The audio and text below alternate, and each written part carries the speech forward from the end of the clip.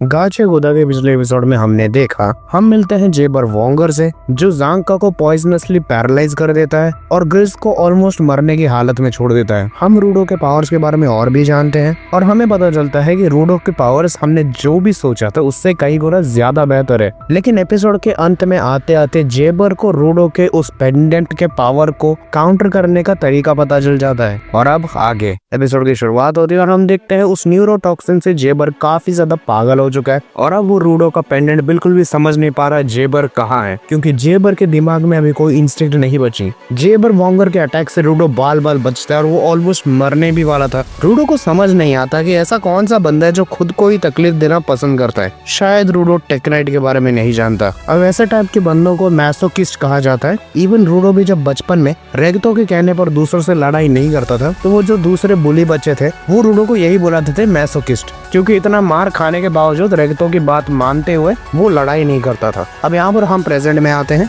और जेबर मन चाहे अटैक्स कर रहा है और उसके अटैक्स की कोई लिमिट ही नहीं है। वो आसपास सभी चीजों को तबाह कर देता है। वो इवन रूडो से कई गुना ज्यादा फास्ट भी हो जाता है और वो पेंडेंट उसे डिफेंड भी नहीं कर पाता। यहाँ वो रूडो को ऑलमोस्ट मारने ही वाला था, तभी हम देखते हैं दूर से ज़ांका का वाइटल इंस्ट्रूमेंट आता है और जेबर को वहीं पर ट्रैप कर लेता है। रूडो यहाँ पर देखता है ज़ांका फाइनली चलने लगा है, मतलब उसका न्यूरोटॉक्सिन जो है धीरे धीरे कम रहा है। जहाँ हमें पता चलता है ज़ांका बहुत देर पहले से ही रूडो की कंप्लीट फाइट को ऑब्जर्व कर रहा था और वो भी रूडो के पावर्स के बारे में थोड़ा बहुत अच्छा खासा अंदाजा लगा लेता है। तो अब यहाँ पर प्रॉब्लम ये थी कि ज़ांका मूव नहीं कर सकता और रूडो अटैक नहीं कर सकता। ज़ांका के हाथ तो काम कर रहे हैं पर जेबर उससे काफी ज्यादा तेज था। तो यहाँ पर ज़ांका एक आइडिया देता है रूडो को। इसके चांसेस तो काफी कम थे पर वो ट्राई करना चाहता था। वो रूडो से कहता है मैं तुझ पे अटैक करूंगा और इस वजह से ये पेंडेंट ट्रिगर होगा और तू मुझे उसके साइकिक पावर से दूर फेंकना उस जेबर के ऊपर और मैं हवा में ही उस जेबर को मारने की कोशिश करूंगा। लेकिन प्रॉब्लम ये थी कि अगर वो पेंडेंट फिर से ज़ांका के अटैक के ऊपर कंफ्यूज हो गया तो रूडो को ना चाहते हुए ज़ांका की मार खानी पड़ेगी। तो ये दोनों ऐसा ही डिसाइड करता है। यहाँ पर जेबर उन दोनों पे हमला कर देता है लेकिन वो किसी तरह दूर हट जाता है। अब ज़ांका बिना टाइम वेस्ट किए रूडो के ऊपर हमला कर देता है अपने स्टिक से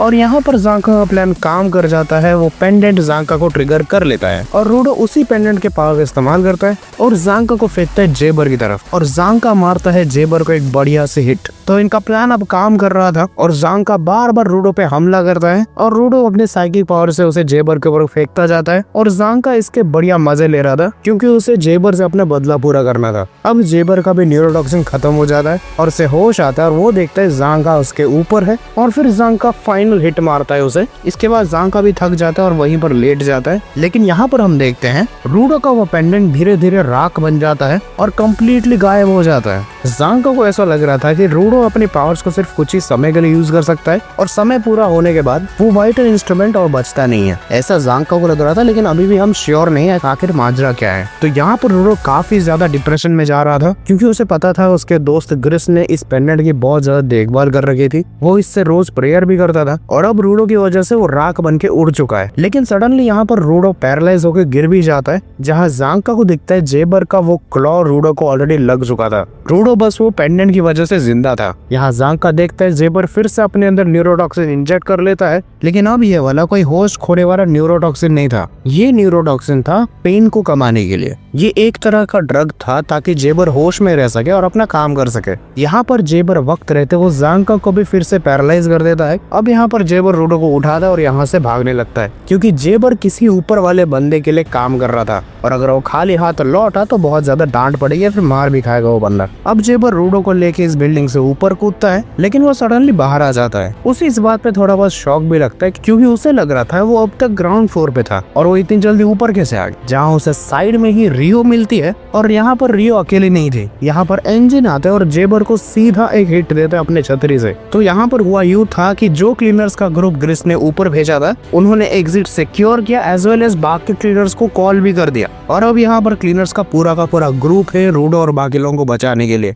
अब यहाँ पर इंजन बाकी जूनियर्स को भेजता है ग्रिस के पास ताकि उसे बचाया जा सके और अब जेबर अकेला था इन सभी क्लीनर्स के अगेंस्ट। लेकिन यहाँ पर जेबर कहता है कि अगर वो खाली हाथ वापस लौटा तो उसके साथ बहुत बुरा होगा, तो उसे लड़ना ही पड़ेगा। तो वो अपने क्लॉज उठाता है और जैसे ही वो हमला करने वाला था उसे पीछे से एक लड़की पकड़ लेती है जो कि उसी की दोस्त थी और पता नहीं वो कहाँ से आई है। जस्ट सडनली उसके पीछे अपीयर हो गई, जहाँ वो जेबर से कहती है कि अभी का टाइम खत्म हुआ, वापस चलो। जिसपे जेबर कहते हैं मुझे अकेला छोड़ दे, मुझे इससे लड़ना करना ही पड़ेगा और मैं बिना रूडो के तो वापस जा भी नहीं रहा। जिसपे वो लड़की कहती है बॉस ने कहा कोई बात नहीं, रूडो को कभी और भी लिया जा सकता है, अभी यहाँ पर हमारा टाइम खत्म हुआ, चलो वापस। जिसपे हम देखते हैं वो लड़की पोर्टल्स बना पाती है। अब यहाँ पर जेबर के जाने से पहले रूडो कहता है रुक जा, मुझे तुझसे और लड़ना है, तूने मेरे दोस्तों को चोट पहुंचाई और मैं यहाँ बस चुपचाप लेटा रहूं। जिसपे जेबर को रूडो का कॉन्फिडेंस काफी ज्यादा पसंद आता है और वो कहता है अगली बार वो और ज्यादा प्रिपेयर होके आएगा। तो रूडो को वो कहता है अगली बार संभल के रहियो। लेकिन यहाँ पर जेबर जाने से पहले रूडो का ग्लव्स देखता है और वो अजीब से पैटर्न को देखने के बाद वो रूडो से कहता है अच्छा तुम्हारे पास भी उस सीरीज से एक ऑब्जेक्ट है,